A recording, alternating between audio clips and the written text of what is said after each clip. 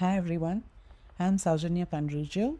I'm a cloud application architect at Amazon Web Services, and today I'm here to talk about the topic machine learning for advanced AI search. So let's quickly get into the topic. And before I dive deep into the advanced AI search, I want to talk about some of the terms that we are going to talk about through the presentation. So let's get started. So, what is generative artificial intelligence, also known as Gen AI?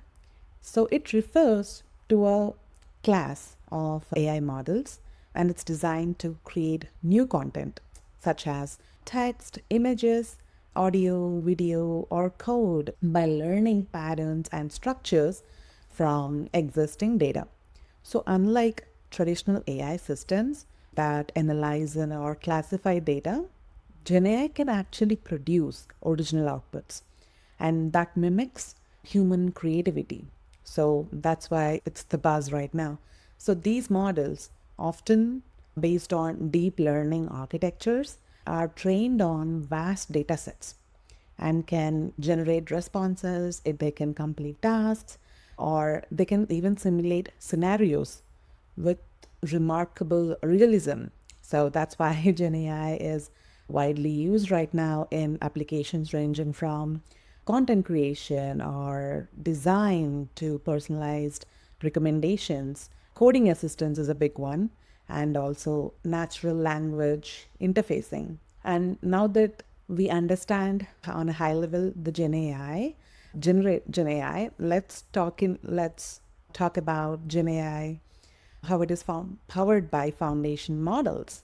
As I said, Gen AI is powered by foundation models, and throughout this course, we're gonna reference to them as FMs or foundation models, depending on how we get through the content. But they're also formed into FMs, which are these pre-trained mass on which are these foundation models. They are pre-trained on massive amounts of unstructured data. It could be text, images, audio, whatnot. And these models contain a very large number of parameters, and it enables them to learn complex patterns and concepts. Because of their broad knowledge and flexibility, foundation models can be applied across a wide range of tasks and enterprises, even. When I say enterprises, like industries, enterprises, organizations, whatever you call it, these organizations can customize these models also. They can use their own data to fine tune these models for specific domains and very specialized applications that unlocks greater value for these organizations and enterprises. Really cool. And we talk about foundation models, right? And the first thing comes to our mind is what are the inputs and outputs of foundation models? Yeah. So when we talk about a foundation model and also when we talk about inputs, inputs can be anything and they're typically unstructured data sets, like we talked about, like text, images, audio, video. It can be code. It depends on the model type, in fact. And these inputs are used during the pre-training phase to build the general capabilities and during inference as well when users provide prompts or questions or content to process. So this is how the inputs is defined. And the outputs, what are the outputs of foundation models? So the outputs are typically the newly generated content based on the input, such as it could be a text or it could be a translated language, it could be a generated image, it could be a summarized document, it could be answering a question that you have asked, or it could be it could predict the next step in a sequence if that's how you phrase your input. So the important thing here is that for the foundation model, the output of the foundation model is that these outputs are designed to be coherent, contextually relevant, and often creative. That reflects the model's understanding, the learned understanding of how complex patterns it can analyze and how well it is responding to your input. A quick recap on what an input is. It's typically a raw or unstructured data or prompts like text or image or audio, etc. And the output would be the generated content based on the input. It could also be text, image, audio, or any an answer to your question based on the learned knowledge that it has. So now that we are covering the basics, let's talk more into how we can customize these foundation models as well. So yeah, I was talking about that, right? Like foundation model, you give a prompt and the prompt can be anything. And this is the example I'm using here, where it talks about the prompt could be as simple as explain what thermodynamics is to a middle school student, right? And the foundation model, based on its initial pre-training or whatnot, it is going to use all the data and generate a response, which is our answer, which is the output, and it will explain in terms that a middle school student can understand. So that's how smart an answer should be from the foundation model. As I talked about, how do we customize a foundation model? So foundation models can be customized to better suit a specific task or a company based on, we have several approaches that we can do. And I'm going to talk about three main approaches at hand. The first is the instruction-based fine-tuning. So instruction-based fine-tuning is adjusting the model by training it on example prompts and also like desired outputs, like teaching it how to respond to a specific instruction more effectively. So that is, the name suggests like what it is going to do, right? The instruction based fine tuning. And the other one I have brought here is the domain adaptation. And this makes a lot of sense for domain specific needs. For example, if you need to fine tune the model with domain specific data, and when I say it could be like the domain could be medical or legal or financial content. So the model, we do this domain adaptation so that it better understands specialized vocabulary and context. It can play a crucial part in when it has such use cases. And the next one I have is the information retrieval. So this approach could be that we are enhancing the model by integrating it with external databases or search systems. So what it does is it allows it to fetch and incorporate to-date information during responses. And for this process, you don't have to retrain the model fully. Like you could augment the data so that your responses are accurate. These are some of the customizations that we could do to a foundation model. And information retrieval is also standing out prominently for a lot of organizations because not everybody could afford a lot of time in retraining for specific use cases, but rather this will help them augment the data as they go and don't have to deal with retraining the model fully. So works both ways.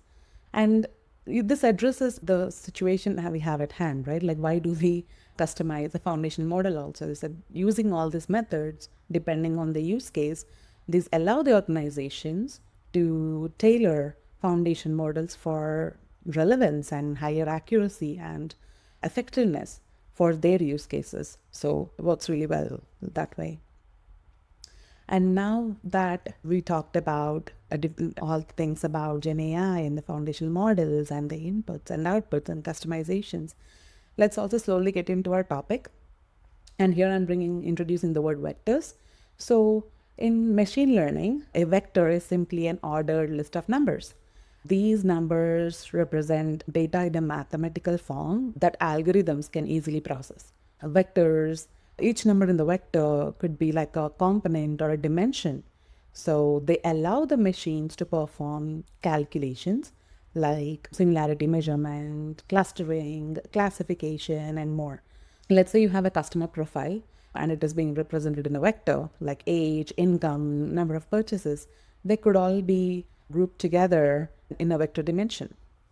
And so the key point here has been highlighted here as well is that vectors are the ones that turn real world data into a format, like an array of numbers or floats to be precise, that machine learning models can understand and they can compare and they can manipulate the data efficiently. So that's That's a huge role that vectors play when it comes to the machine learning models. So now that we talked about vectors, what is a vector embedding? That's the next question we have in our mind, right? As we talked about some of the terms, now putting them into context, vector embedding is machine learning, especially, is a way of representing complex data like words, images, products, or users. Everything has different structure of format of the data as numerical vectors. That is a list of numbers, like in a continuous high dimensional space.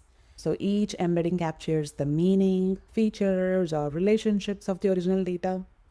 Like, for example, similar items are placed together in the space, while different items are placed further apart. Like, for example, if you are looking at a recommendation systems, two similar movies will have embeddings located next to each other.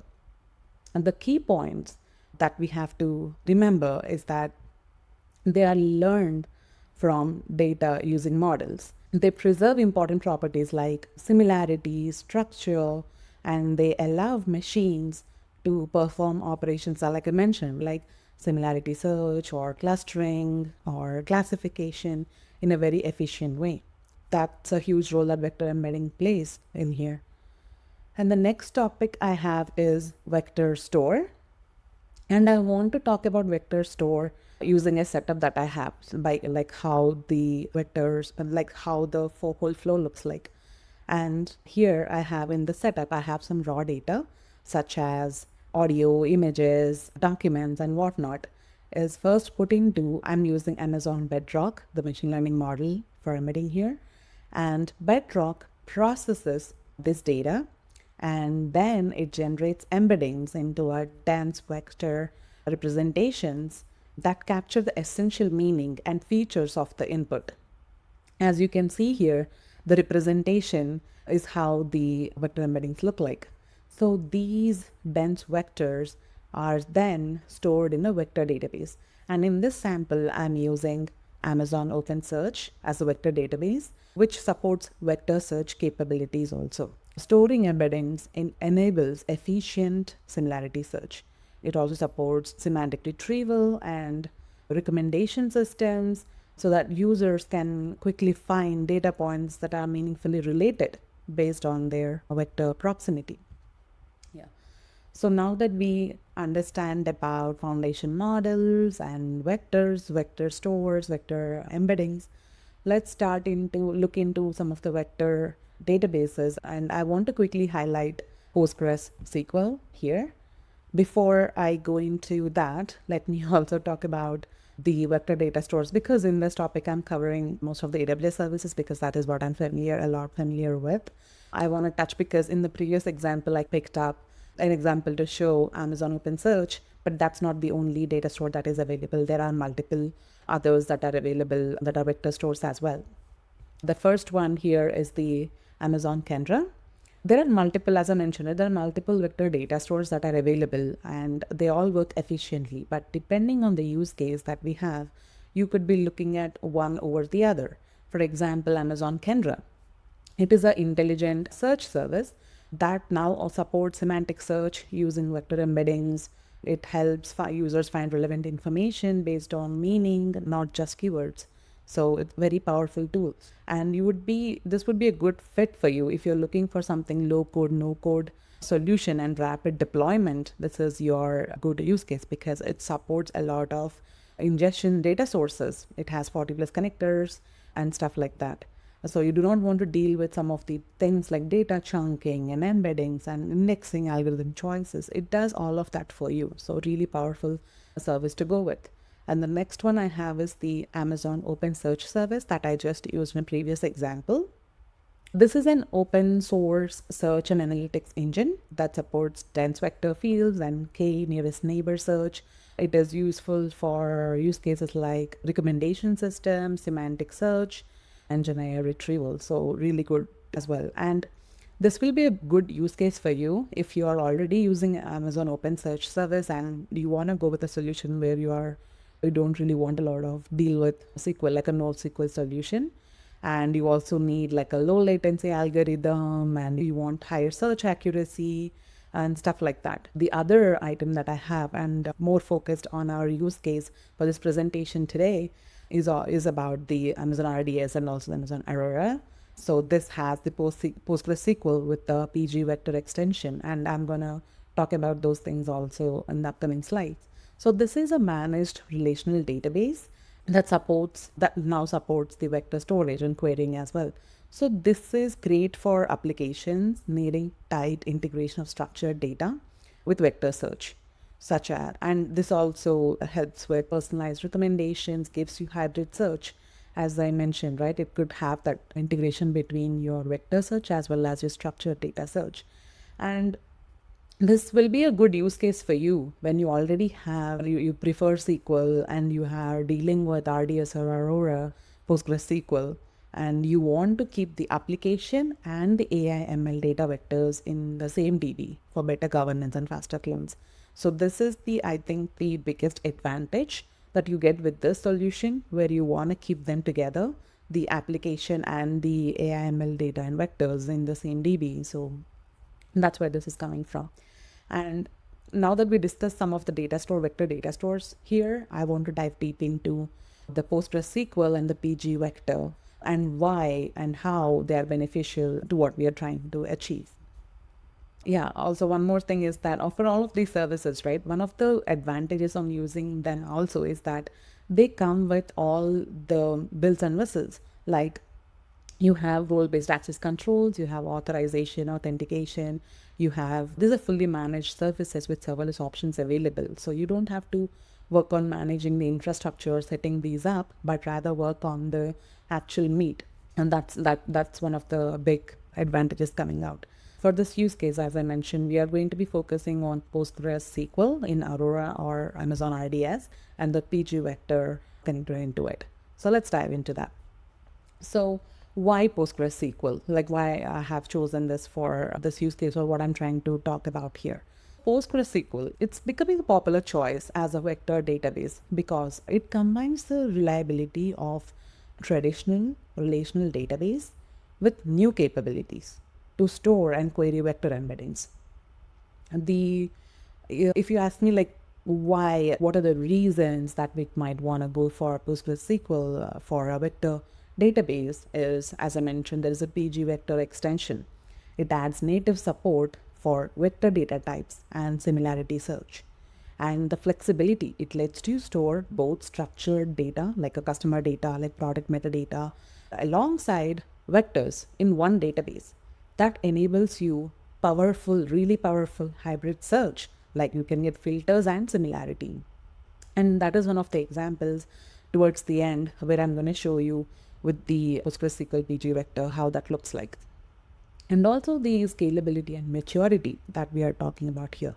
So PostgreSQL is battle tested. It's highly scalable and trusted already for mission critical applications. This is not something new that has not been around. It's been around for a while and does a great job. And cost effective. Why am I saying cost effective? Because typically RDS might not sound like it is cost effective, but the thing is, it avoids the need for a separate specialized vector database for many use cases. It simplifies the architecture and reduces the cost because you don't need that another separate specialized vector database. It supports natively now. So PostgreSQL with PG vector, it can give you a very powerful unified platform for building intelligent vector-driven applications with very familiar tools and minimal overhead. So let's talk about a little bit about PG vector. It is an open source library for vector search. A vector is a data type, helps in similarity search, and it has the seamless SQL integration. So I say these things, right? So what are the key features that I'm highlighting here is also vector data type. So it enables storing vectors. It's, as I mentioned, you can think of that as a list of or an array of like numbers, especially floats. Think of it as an array of floats, and it supports it as a native data type. It provides similarity search. So supports finding vectors that are closest to a given vector based on metrics like cosine similarity, L to the equilibrium distance, or inner product. It can index for fast search. It has seamless SQL integration.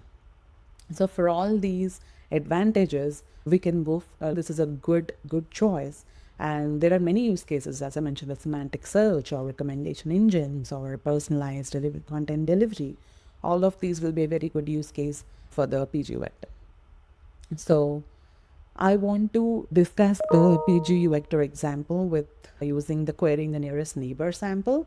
So let's talk about some of the algorithms we have at hand.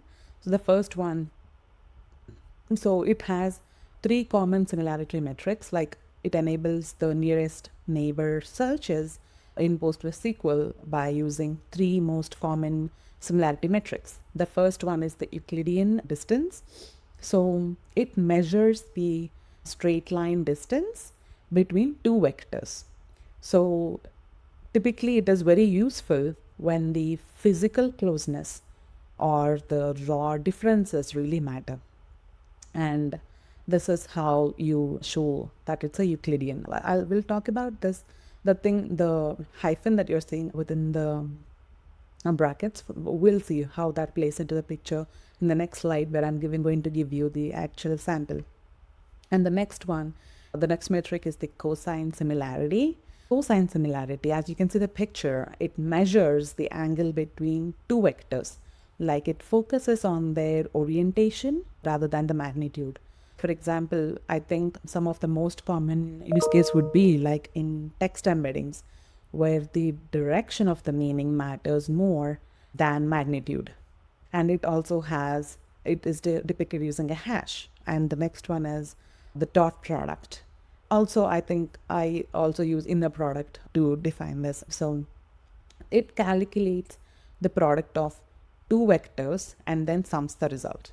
So this is often used when embeddings are normalized and higher dot products mean greater similarity. If we are looking at some of the examples for query patterns in a PG vector, so it would be like finding vectors closest to a vector when using one of these distances or similarity measures, and that is the sample that I'm going to show you right now. And you can combine similarity search with SQL filters like product categories or user segments or something like that. So that is a sample that we are going to look at right now. So that is, yep. So I'm going to give an example for querying nearest neighbor. And to do this, I'm going to create a table called test embeddings, and it has two columns, product ID and embeddings. You see this embeddings column, it is using a vector data type. And this is possible because I have the PG vector plugin. So now the next thing I'm going to do is I'm going to insert some data, like I think 1, 2, 3, 4, 4 data points. So the first one, for everything I have product ID and embeddings. The product ID is a big integer and the embeddings is a vector data type that I have. So in each of them, this is a sample test data that I'm inserting. So the first item is 1 and then it's a vector embedding. Second is 2 and then it's vector embedding, and so on in real world. These embeddings that I have, the 1, 2, 3, 2, 3, 4, the vector embeddings that you're seeing, these will come from your machine learning model. Now, if you do the nearest neighbor search, what you would say could look like this. Like you would do a select query, select product ID and embeddings, where embeddings is similar to this vector. So you see that hyphen right there, right? Bracket, hyphen, bracket beside embeddings. So that is what we saw in the previous here, where you have shape behind each word, one for hyphen, hash, and equal to. So here, which means that we are using the similarity metric Euclidean in my sample that I'm trying to use.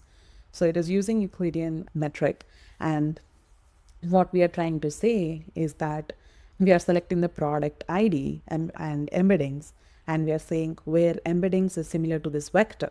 This is the, like I said, symbol for Euclidean distance. And from this table, test embeddings, and we are saying that to order by embeddings.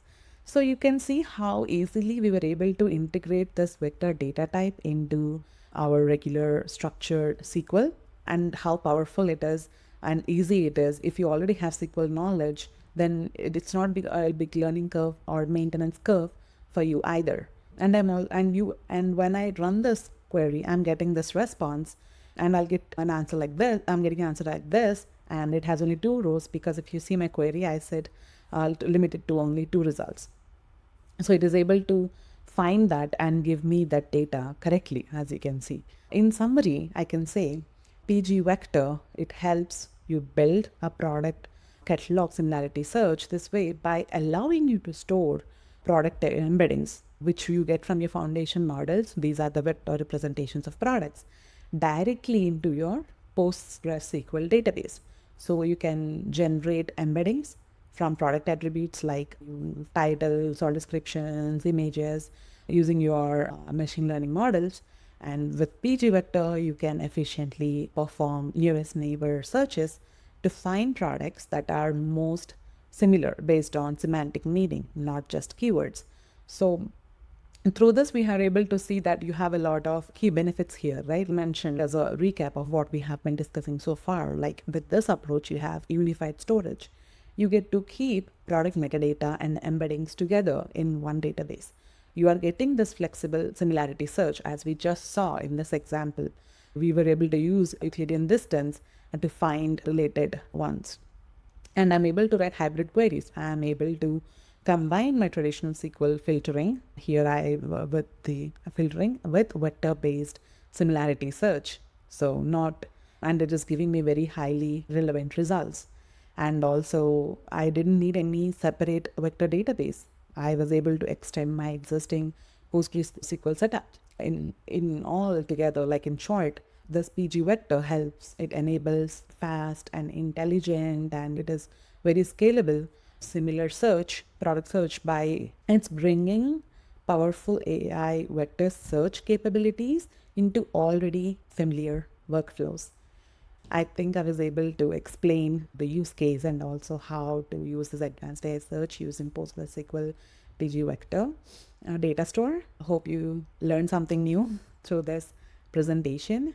And yep, thank you. I hope you guys have a good day now. Thanks a lot.